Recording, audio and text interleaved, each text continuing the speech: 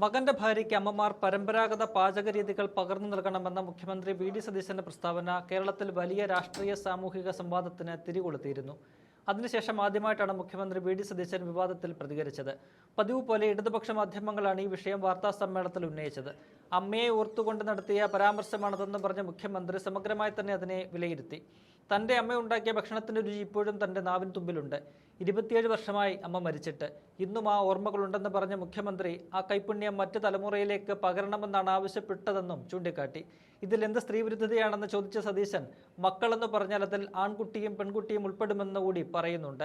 മക്കളെ അമ്മമാർ പാചകം പഠിപ്പിക്കണമെന്ന മുഖ്യമന്ത്രിയുടെ പരാമർശം പെൺകുട്ടികളെ അടുക്കളയിൽ തിളച്ചിടണമെന്നാണ് ലക്ഷ്യം വെക്കുന്നതെന്നും വിമർശനം ഉയർന്നിരുന്നു.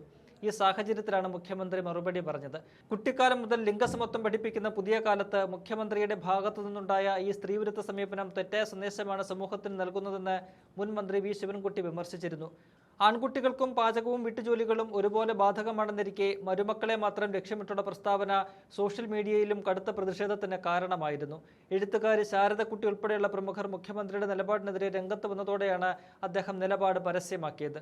വി. ശിവൻകുട്ടിക്കും ദേശാഭിമാനി, കൈരളി റിപ്പോർട്ടർ തുടങ്ങിയ ഇത് വിവാദമാക്കിയവർക്കെല്ലാമുള്ള മറുപടിയാണ് വി.ഡി. സതീശൻ നൽകിയത്. അതിൻ്റെ വാക്കുകൾ കേൾക്കാം. വിഷ്വൽ കണ്ടിട്ടാണ് നിങ്ങൾ വാർത്ത കൊടുക്കുന്നത്. പലരും പ്രതികരിക്കും. കാരണം പലരുടെ ആളുകളായിട്ട് പ്രവർത്തിക്കുന്നവരാണ്. പലരും പ്രതികരിക്കും. അതായത് പൊളിറ്റിക്കൽ കറക്റ്റ്നെസ്സിനെ കുറിച്ച് സ്ത്രീവിരുദ്ധ പരാമർശം നടത്തിയെന്ന്.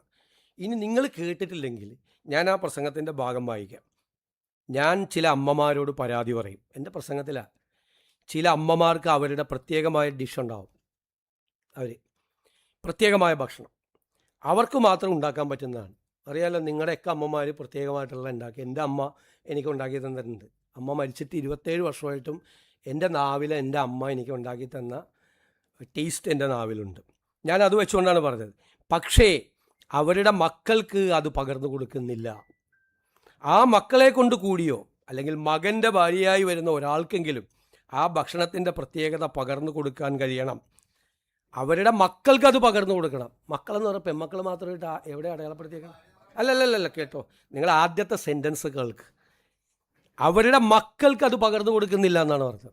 ആദ്യത്തെ സെൻറ്റൻസ് അവരുടെ മക്കൾക്ക്. മക്കളെന്ന് പറഞ്ഞാൽ പെൺമക്കൾ മാത്രമാണോ? അല്ലല്ല, മക്കൾക്ക് പകർന്നു കൊടുക്കുന്നില്ല എന്നാണ് പറഞ്ഞത്. അതും കൊടുക്കണം. വീട്ടിലേക്ക് പുതിയതായിട്ട് വരുന്ന ആളാണ് മകൻ്റെ ഭാര്യ, അവർക്കും കൊടുക്കണം എന്ന് പറഞ്ഞതിൽ എന്ത് സ്ത്രീവിരുദ്ധതയാണ്? അല്ലല്ല, അതെന്താ? മക്കൾക്കെന്ന് പറഞ്ഞാൽ തെറ്റാണോ? അതിഥി പുതിയതായിട്ട് വരുന്നതല്ലേ? ഞാൻ പറഞ്ഞിട്ട് അത് കൊടുക്കണമെന്ന് പറഞ്ഞാൽ മക്കൾക്ക് കൊടുക്കണമെന്ന് പറഞ്ഞാൽ അതെല്ലാം പെട്ടില്ലേ?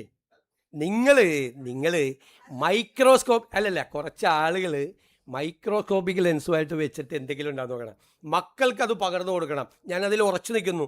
മക്കൾക്കത് പകർന്നു കൊടുക്കണം എന്നാണ്. ഇങ്ങനെയുള്ള കാര്യങ്ങൾ സംസാരിക്കുമ്പോൾ അതിൽ നിന്ന് ഈ കൗശലത്തോടുകൂടി ഈ എന്ത് സ്ത്രീവിരുദ്ധ പരാമർശമാണുള്ളത്?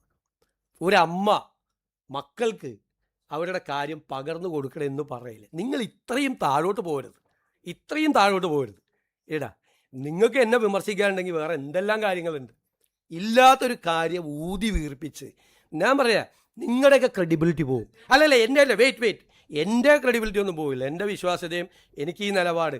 എന്നിട്ട് പറയാണ്, ഞാൻ സ്ത്രീകളെ KSRTC ബസ്സിൽ കയറ്റി 16-ാം നൂറ്റാണ്ടിൽ കൊണ്ട് സ്ത്രീകളെ KSRTC ബസ്സിൽ സൗജന്യം കൊടുത്താണ് കുഴപ്പം. അതെനിക്ക് മനസ്സിലായി. ഞാൻ ഐ ഹാവ് ഓൾറെഡി ആൻസേർഡ്. ഇനി വേറെ എനി മോർ ക്വസ്റ്റ്യൻ?